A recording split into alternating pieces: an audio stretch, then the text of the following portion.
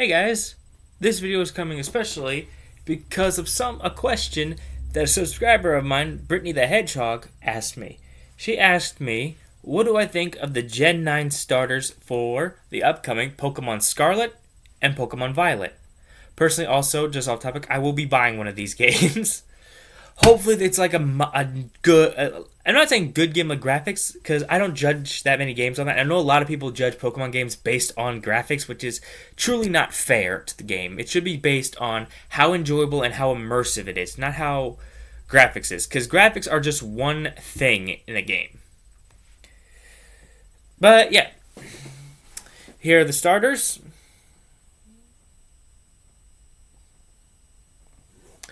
I will try to say their names and keyword try. Okay? The grass type is Sprigatito? Oh, for God's sake. Sprigatito. Fuck! You know, the minute I hear what they're called, I'll say it perfectly. That's what happened with Zamazenta and Zacian. I had just a hard time thinking of their names when I saw them spelled out, but when I heard them say it, I was fine. So bear with me on this. I'm trying. Sprigatio. It almost sounds like I'm trying to say SpaghettiOs. It's the grass one. The fire type is Fuecoco. And the water one is Quackly. Those two are kind of easier for me than freaking Sprigatito. So, let's get into what I think of them. I want this like this. The grass one, the one with the impossible to pronounce name, looks like if Fennekin was a grass type and not a fire type, with a hint of both a little Skitty, Zorua, and maybe a little Eevee in there. So it looks like a mesh up of them. I'm not complaining on it, I'm just giving my observation. This thing looks freaking adorable. First off, they're all adorable. I can see people having a hard time picking one of these three, because normally with starters, always one more adorable or one cooler looking one than most. That's why people choose them. I mean, Gen 1, I'm positive so many people picked freaking Charmander over both I'm positive it went Charmander, Squirtle, Bulbasaur. With Sinnoh, and I say Sinnoh because it's the first game I personally played, so I can guess this. I'm guessing a lot of people picked between Chimchar and Piplup. Again, leaving Turtwig in the bottom. Turtwig actually was one of my favorite grass starters. I did choose Chimchar, though. With these three, all of them are relatively adorable. Quackly, it's just a duck with a toupee. I had the hardest time trying to define Fuecoco. It kind of looks like if Goomy had a body, but not a Sliggoo. Personally, because I am this kind of trainer, I am going to select Fuecoco as my starter. Because, like a lot of it, I like fire types. I mean, in freaking Sword and Shield, I did choose Scorbunny as my starter. But wait, what the heck is this? Oh, this is cute. What's this for? This is fan art for Wisdom and Valor. These are fan-made Pokemon starters. Oh, these are cute. I love Pokemon starter fan art. It's so creative.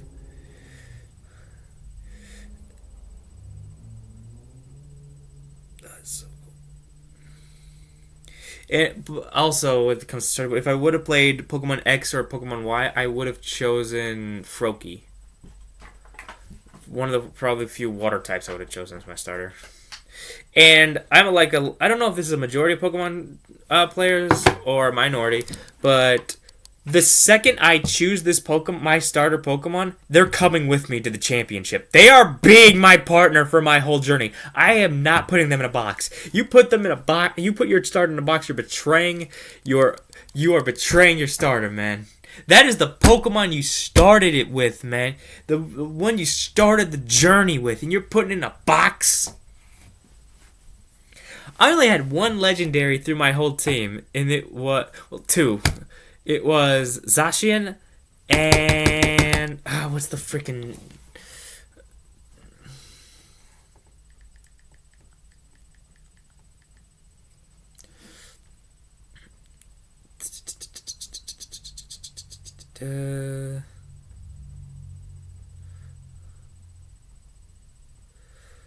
for God's sake, what's its name?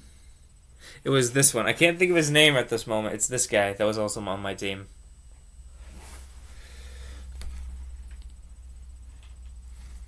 But yeah, Gen 9. Definitely looking interesting. I'm hoping this one. I know that this one's getting a different animated series. It's not going to be Ash. It's going to be a whole new storyline. Well, Ash, it seems they're meshing things because I did see that there's a new Pokemon movie coming out. Uh,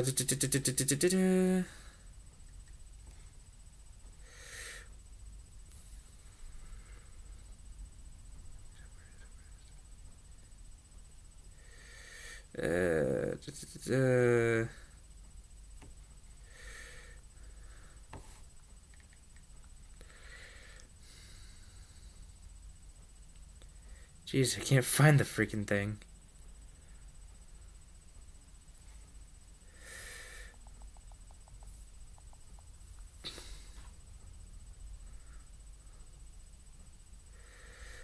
God, where are you?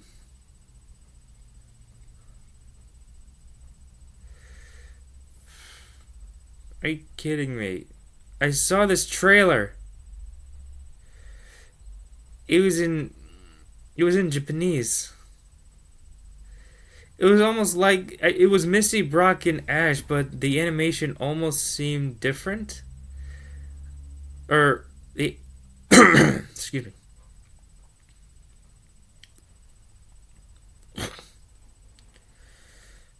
Yeah, Secret of the Jungle. I gotta watch that movie if it ever comes out on Netflix. Yeah, is it on Netflix? Oh, it is on Netflix. I'll be watching that movie. So, it's where Ash gets transported into this freaking new time or something like that, where everything's like ancient or something. He goes forward in time because of Celebi. It looked so interesting. I can't think of the trailer. You should know what I'm talking about if you can think of this. If you can send me... what is this? I'm gonna keep looking. Hold on. New Pokemon movie.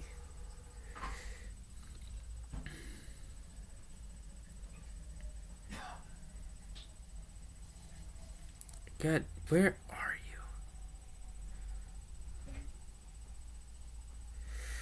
I know there's a new one.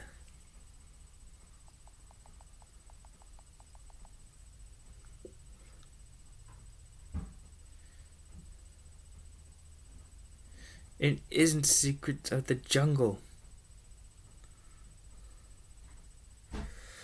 Son of a... Where is it?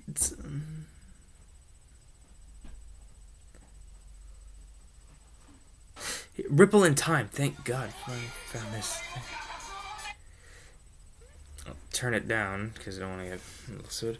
Because here's Ash and here's Misty and Brock. There's old school Ash with Pikachu.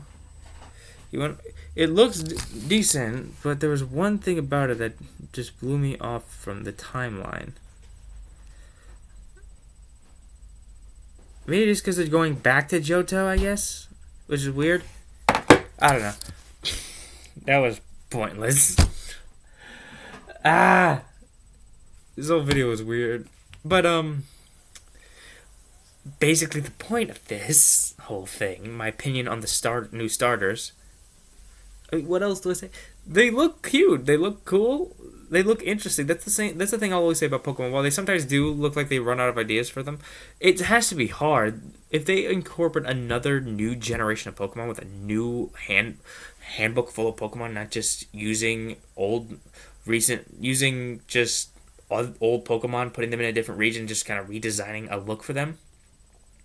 They're almost at 1,000 Pokemon. You have to be running out of ideas at some point of what kind of creature you can make. I mean, for God's sake, they made one where it's an apple and it's a worm in an apple. I don't blame them because they've been trying so hard to create new characters, new creatures. It has to be hard. When the original version came out, they only had to think of 150, 151.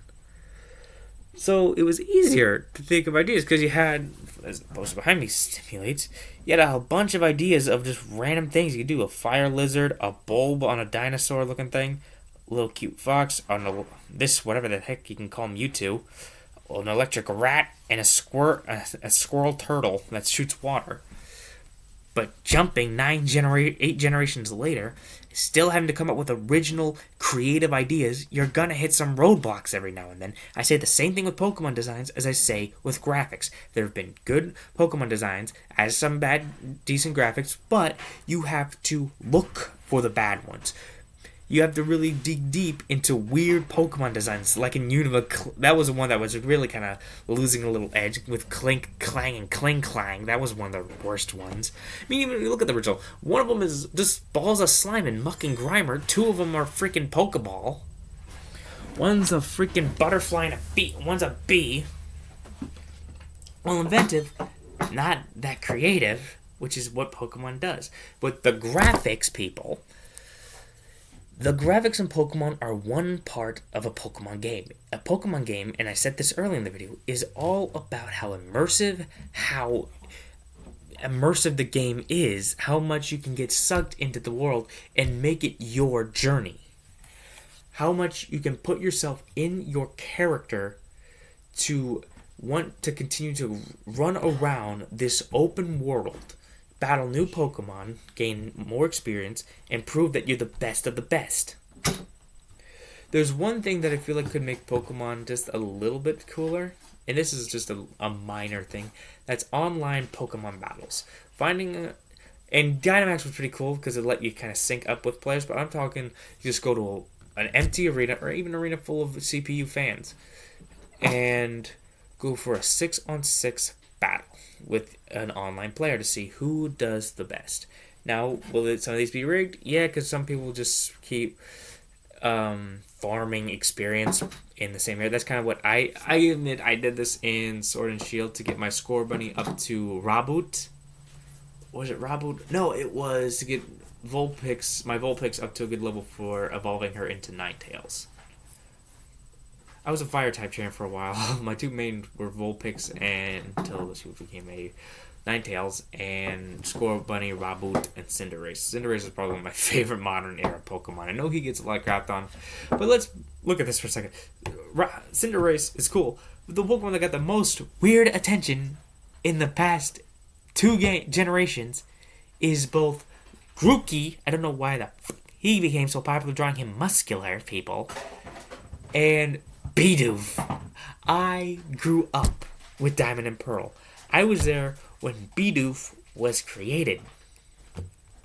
He was just looked at as another just cutesy Pokemon that in your collection until you want a Barrel. What caused this eruption of Bidoof love?